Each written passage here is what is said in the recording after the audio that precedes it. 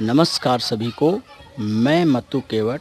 मैं आज आपको कक्षा 5वीं विषय भाषा का पाठ क्रमांक 16 नाट्य कला, इस पाठ का मैं आपको वाचन करके सुना रहा हूँ। तो आप इसके वाचन को क्या करिए, सुनिए और साथ साथ में इस पाठ का आप वाचन भी करिए और इसके बारे में आप समझिए। पढ़ो, समझो और कृति करो। पढ़ो, समझो और कृति करना है। पाठ का नाम है नाट्य कला। तो लीजिए, नाट्य कला वाले पाठ का आप क्या वाचन को सुनिए कि किस तरह से मैं इसका वाचन कर रहा हूँ और उसके साथ साथ आप इसका श्रवण करिए। तो देखिए, नाट्य कला मनुष्य की अभिव्यक्ति का एक प्रभावी माध्यम है। किसी वास्तविक अथवा काल्पनिक वस्तु स्थिति का आभास निर्माण करके उसे दिखाना, प्रस्तुत करना नाट्य कला है।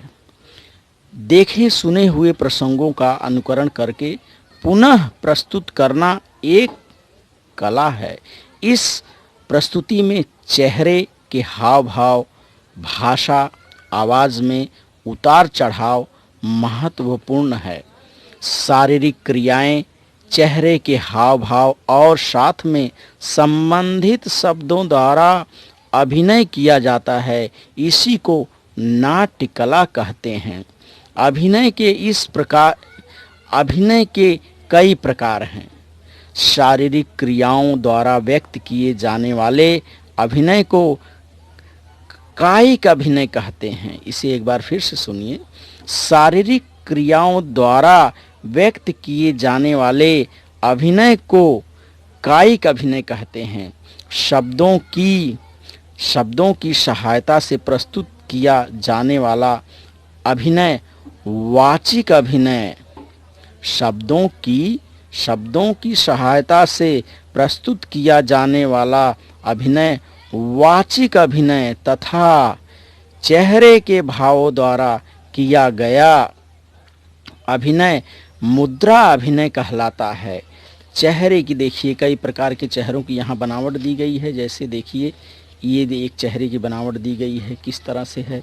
ये देखिए, राजा की वेशभूषा वाला चेहरा है और ये देखिए अलग से एक चेहरा है जो किसी देवी देवता का चेहरा दिखाई दे रहा है। तो इस तरह से नाट्य कला जो है ये कई प्रकार से है। अब आगे देखिए नाट्य कला में और आगे क्या क्या है।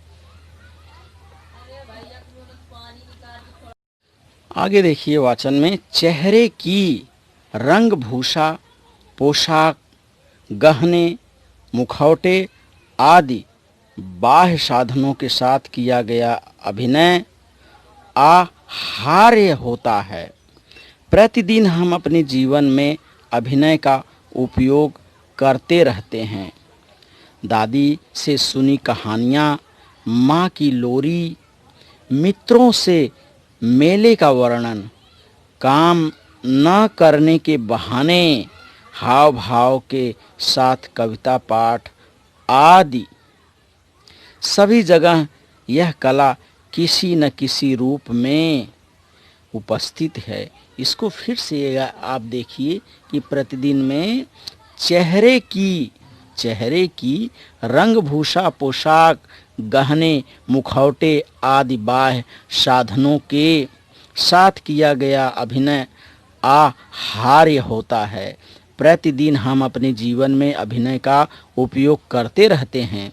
दादी से सुनी कहानियाँ, माँ की लोरी, मित्र से मेले का वर्णन, काम ना करने के बहाने, हाव भाव के साथ कविता पाठ आदि सभी जगह यह कला किसी न किसी रूप में उपस्थित है। अर्थात प्रतिदिन हम अभिनय का उदाहरण देखते रहते हैं।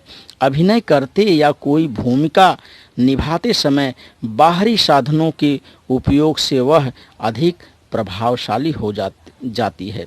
भूमिका के अनुसार चेहरे को सजाने, उचित कपड़े पहनने को रंगभूषा या वेशभूषा करना कहते हैं।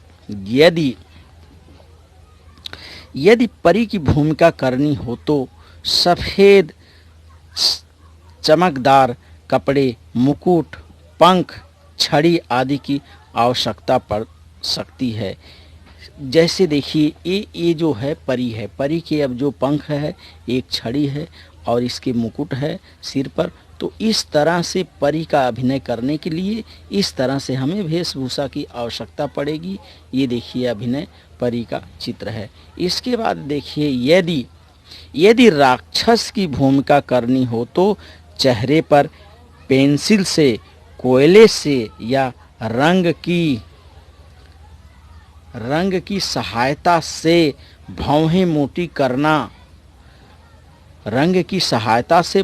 मोटी करना, दो बड़े दांत, सफ़ेद रंग से, खड़िया से या आटे से रंगने आदि से वह प्रभावशाली होती है। रंगने के स्थान पर आवश्यकता अनुसार मुखौटे का भी प्रयोग किया जा सकता है। जैसे देखिए अब हमें राक्षस को दिखाना है तो इस तरह से हमें, ये देखिए राक्षस की आकृति है, इसके दो सींग है और हमने क्या किया, इस राक्षस के मुखौटे को यहाँ तैयार किया है। तो इस तरह से नाट्य कला में हमें विभिन्न प्रकार की कलाकृतियाँ या मुखौटे को क्या करना पड़ता है, तैयार करना पड़ता है। तो आगे देखिए नाट्य कला में आगे क्या क्या है। वेशभूषा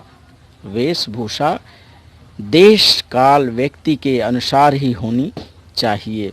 हमेशा बाह्य साधनों का उपयोग किया ही जाए ऐसा आवश्यक नहीं है। हाँ, ऐतिहासिक या पौराणिक पात्रों के लिए इनका उपयोग प्रभावी होता है।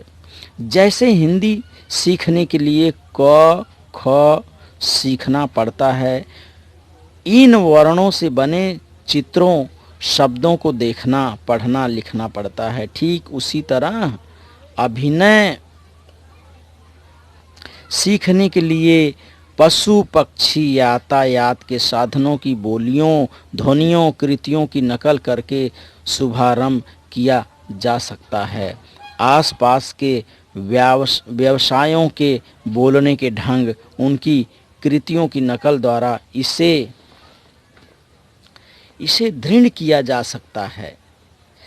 अभिनय सीखने के लिए आवश्यक नहीं कि किसी संस्था में प्रवेश लिया जाए, स्वयं अभ्यास से भी इसे काफ़ी हद तक समझा जा सकता है।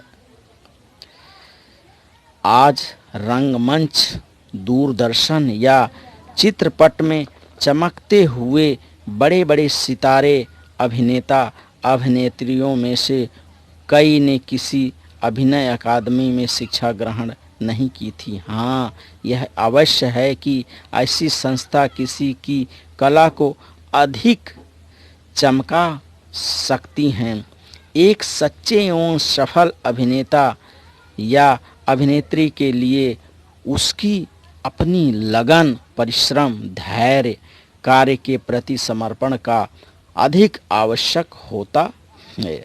सपने देखना अच्छी बात है, पर इन सपनों को पूरा करने के पीछे लगने वाले परिश्रम को हमेशा ध्यान में रखना चाहिए।